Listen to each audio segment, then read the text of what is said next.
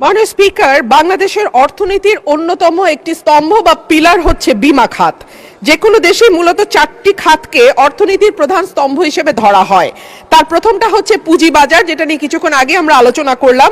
দ্বিতীয়টা হচ্ছে banking sector, তৃতীয়টা bond market এবং চতুর্থটা ইন্স্যুরেন্স বা বীমা। বাংলাদেশের বীমা খাত নিয়ে যদি নির্মোহভাবে আমরা আলোচনা করি, তাহলে বীমা খাতের অবস্থা বলতে হয় খুব বেশি ভালো নয়। অন্যান্য দেশে বা উন্নত দেশে অর্থনীতিতে জিডিপিতে বীমা খাতের অবদান যেখানে 8 থেকে 10%, বাংলাদেশে সেইখানে মাত্র 0.4%। জিডিপিতে বীমা খাতের যে অবদান, এটা শুধু পরিসংখ্যান দিয়ে বোঝানো কোনোভাবেই সম্ভব নয়, এটা গ্রহণযোগ্যও নয়। বাংলাদেশের সমসাময়িক ও কাছাকাছি দেশের, এমনকি প্রতিবেশী দেশগুলো দক্ষিণ এশিয়ার মধ্যে জিডিপিতে আমাদের বীমা খাতের যে অবদান সেটি সর্বনিম্ন।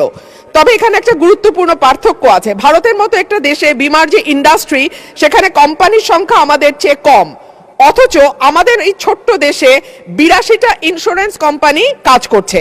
সাধারণ বীমা, জীবন বীমা সরকারি প্রতিষ্ঠানের পাশাপাশি বেসরকারি উদ্যোক্তারা যে বীমা কোম্পানি তৈরি করেছেন, তার মধ্যে জীবন বীমাও আছে বা সাধারণ ঘরানার বীমাও আছে। কিন্তু এত বেশি সংখ্যক কোম্পানি থাকার পরেও আমাদের দেশে জিডিপিতে বীমা খাতের অবদান এত কম, যেটার কোনোভাবেই গ্রহণযোগ্য নয়। এখানে হতে পারে যে এত বেশি সংখ্যক কোম্পানি হয়তো সেগমেন্টেড কাস্টমারদের নিশ মার্কেটিং করছে। যদি আমরা বলি, হয়তো তারা সুনির্দিষ্টভাবে বাছাই করা কিছু কাস্টমার বা বিজনেসের উপরে নির্ভর করে তাদের ব্যবসা পরিচালনা করছে। এদেশের আপামর সাধারণ মানুষকে বীমা শিল্পের আওতায় নিয়ে আসতে হলে প্রয়োজন একটি সেবা যা ঝুঁকি ভালো ব্যবস্থাপনা করে।